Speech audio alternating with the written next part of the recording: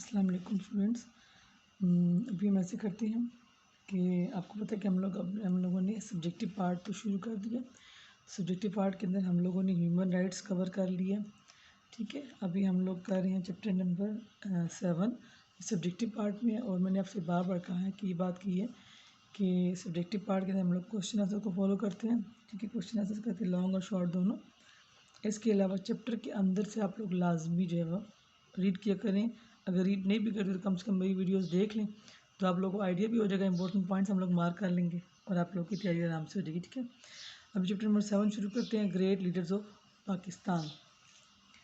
इसको हम करते पेज नंबर 35 पे हैं, 35 पे। और एक और बात जो मैंने आपसे कहनी थी, जो जितने भी लीडर्स मतलब उनकी जो पिक्चर्स हैं इस बुक में दी हुई हैं वो आप बड़े गौर से देख लें, क्योंकि अक्सर जो मोस्टली इनकी जो पिक्चर्स वगैरह होती है वो आती है और लिखा होता है कि इनको आइडेंटिफाई करें कौन, जैसे हमने चेक पॉइंट में क्वेश्चन दिया था, अगर आपको याद हो तो।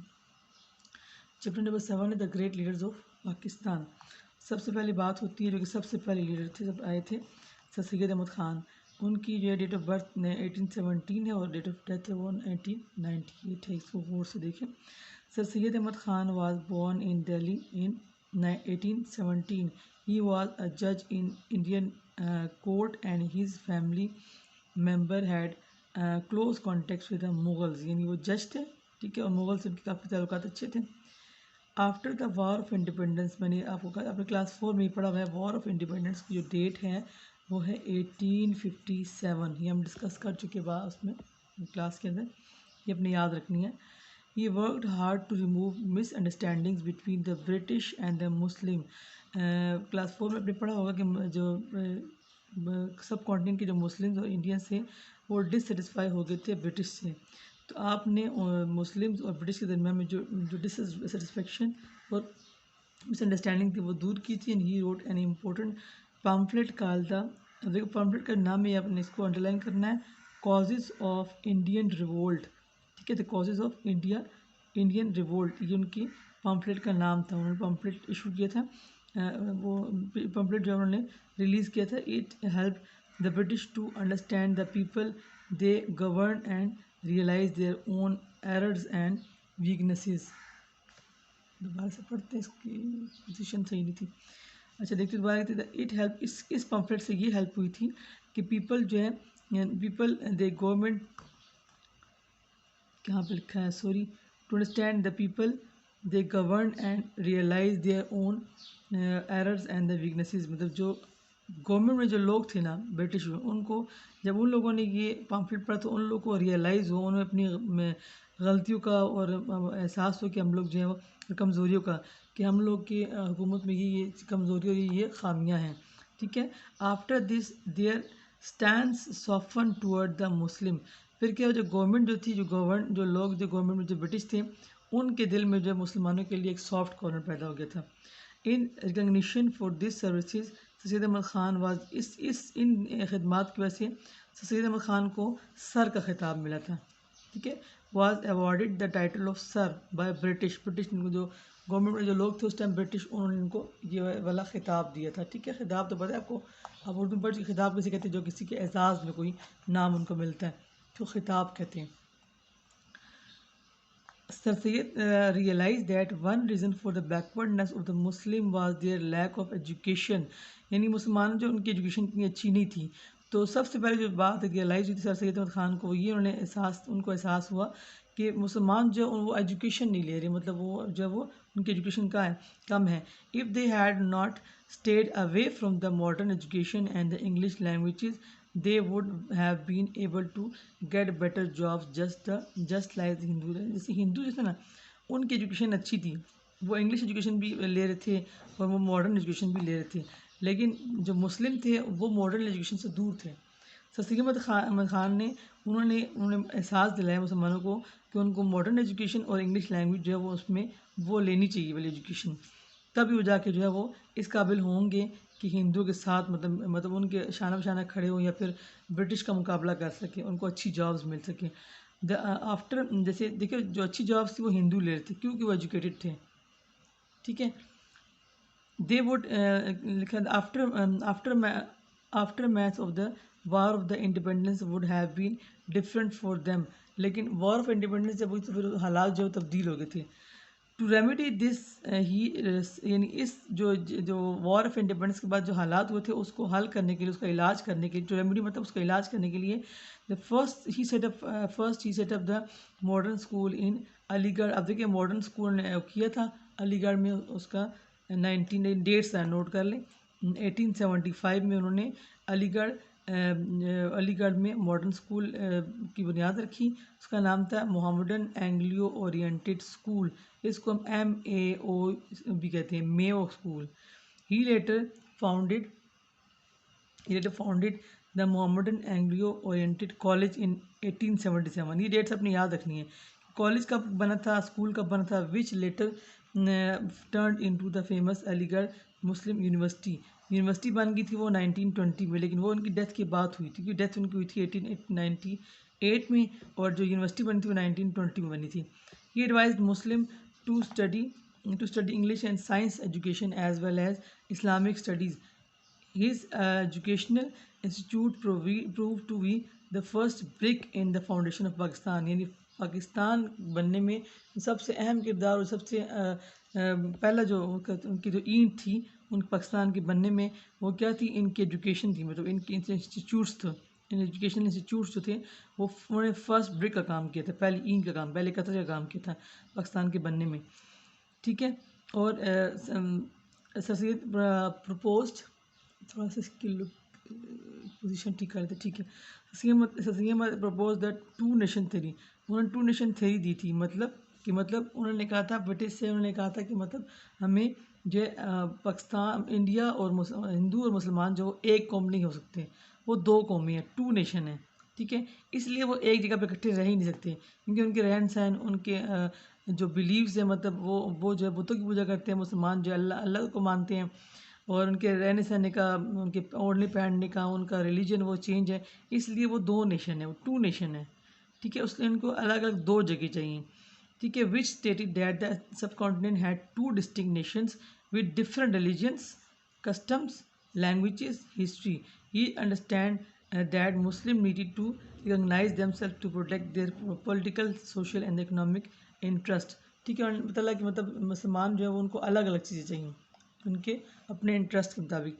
दिस ग्रेट स्कॉलर हैड, देखिए उनकी डेट ऑफ डेथ का लिखा है, स्कॉलर वो फलसफादान स्कॉलर भी थे वो, and leader died on the 27 March 1898 at Aligarh, India.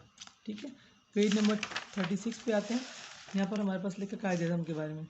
कायद अज़म को कौन नहीं जानता, these are founder of Pakistan. उनकी डेट ऑफ बर्थ जो है वो 1876 है और डेट ऑफ डेथ है 1948 है। कायद अज़म मोहम्मद अली जिन्ना वाज बॉर्न इन, अब देखिए कम से कम अगर याद भी आप नहीं करते हैं ना, तो अगर मेरी वीडियो सुनते या तो खुद रीड कर लें, या अगर मेरी वीडियो देखते हैं तो उसको कम से कम आपको रीड तो एक मिल जाती है। ठीक है, रीड आपने पूरा चैप्टर करना होता है। कायद मोहम्मद अली जिन्ना वाज बॉर्न ऑन द 25 दिसंबर 1876 इन कराची। ठीक है, टू जिना बाई पूंजा, उनके फादर का नाम क्या था, जिना बाई पूंजा, एंड मिठी बाई मदर का नाम था। ठीक है, मदर का नाम मिठी बाई था। हिज फादर वाज द, क्या था, successful businessman. His father was businessman of the Karachi. After completing his schooling in Karachi he went to London and studied law at Lincoln's. इन्होंने लॉ कहाँ से किया था, मेरे साथ साथ आप लोग अंडरलाइन करें। ठीक है, लिंकन्स इन से उन्होंने यूनिवर्सिटी जो है वहाँ से उन्होंने लॉ किया था। At the age of the 19 साल की उम्र में ही became the Indian youngest barrister. सबसे मतलब यंग जो बैरिस्टर थे 19 साल की उम्र में वो बन गए थे, इंडिया के बैरिस्टर बने थे। On the return to India in 1896, जब वो दोबारा इंडिया वापस आए, कब वापस आए, आपने सारी टाइमलाइन देखनी है। He started law practice as a lawyer in the Bombay, where he soon made a name for himself, and he also became interested in the politics and started working to bring an end to the British rule in India। उन्होंने कहा कि मैंने British को जो उनको उनके अंजाम तक पहुंचाना है, मतलब ख़त्म करना है, ब्रिटिश रूल ख़त्म करना है इंडिया के अंदर। ही ज्वाइन द इंडियन, पहले उन लोगों ने इंडियन नेशनल कांग्रेस को ज्वाइन किया था in 1906, but soon he realise that the Congress was the working for the rights and interest of Hindus. उन्हें पहले तो पता नहीं था, बाद में उन्होंने रियलाइज़ किया कि जो इंडियन नेशनल कांग्रेस है वो तो हिंदू के लिए काम कर रही है, वो तो मुसलमानों के लिए काम नहीं कर रही। ठीक है। Dissolution he join the all India Muslim League in 1913, ठीक है। ये देख लें कि वो 1906 में इंडियन नेशनल कांग्रेस, 1913 में उन्हें ज्वाइन की थी मुस्लिम लीग।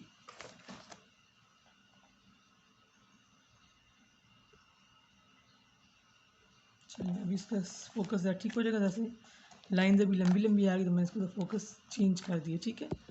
अच्छा, at first he work to bring Hindus and Muslim together. पहले उन्होंने कहा कि हम मुसलमान और हिंदू दोनों मिल के ब्रिटिश का मुकाबला करेंगे, ठीक है। But a leading Congress spokesman called him as an ambassador of Hindu Muslim, एक हिंदू मुस्लिम यूनिटी। एक जो कांग्रेस का एक मतलब वो था, लीडर था, उन्होंने उनको नाम दिया कि he is the ambassador of the Hindu Muslim unity. उन्होंने यानी हिंदू और मुसलमानों को इकट्ठा किया था। He became president of the all India Muslim League in the, जब प्रेजिडेंट कब बने थे वो 1916 में। ये सारी डेट्स आपको फिर भूली होती हैं, अच्छा साथ साथ याद कर लें।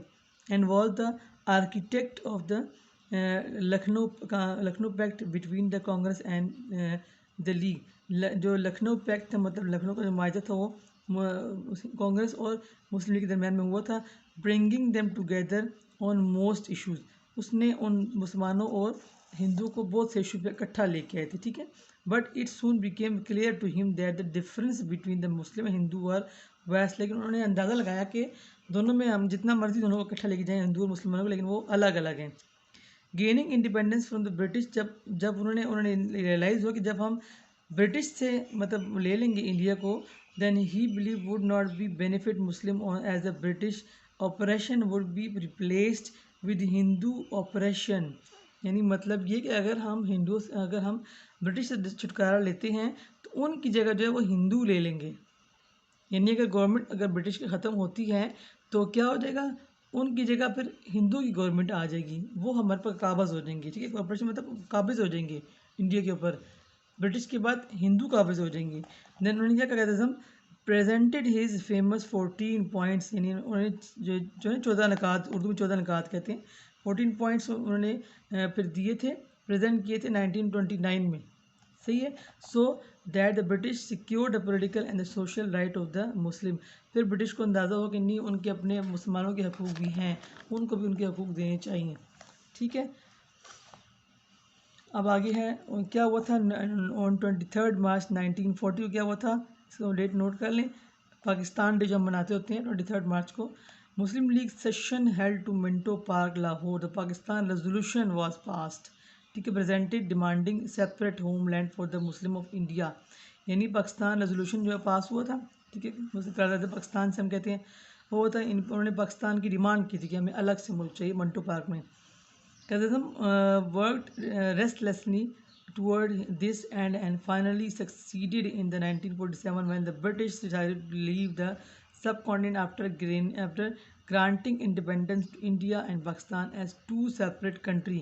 यानी उन्होंने फैसला किया कि वो अब बरज़ाहिर छोड़ेंगे, मतलब सब कॉन्टिनेंट छोड़ देंगे और हिंदू और इंडिया और पाकिस्तान को मतलब दो अलग मतलब मुल्क बना के फिर वो यहाँ से चले जाएंगे।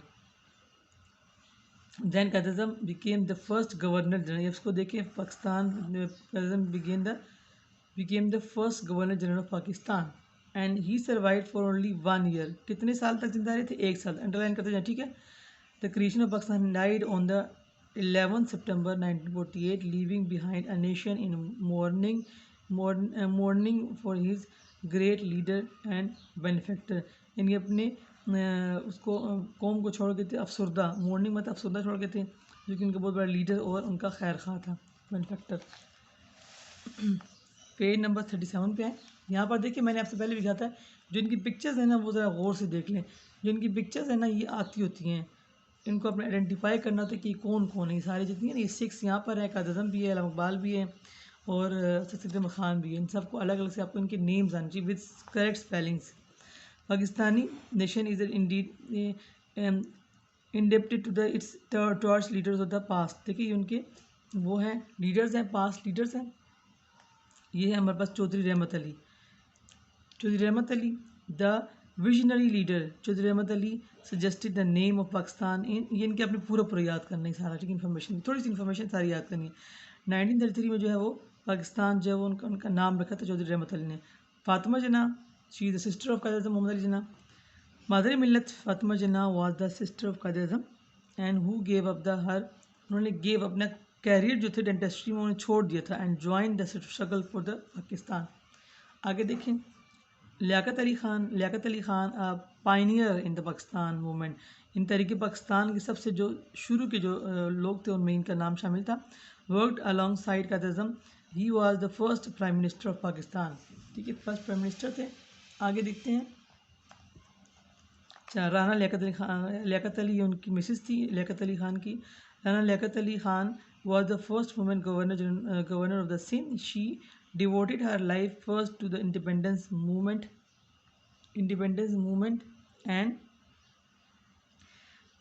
and then to the social uplift of the young Pakistan। यानी जो पाकिस्तान जब नया नया वजूद में आया था तो उनको ऊपर लाने के लिए उन्होंने बहुत बड़ा काम किया था। ठीक है, Maulana Mohammad Ali Jauhar and his brother Shaukat Ali Jauhar was the popularly known as the Ali brothers.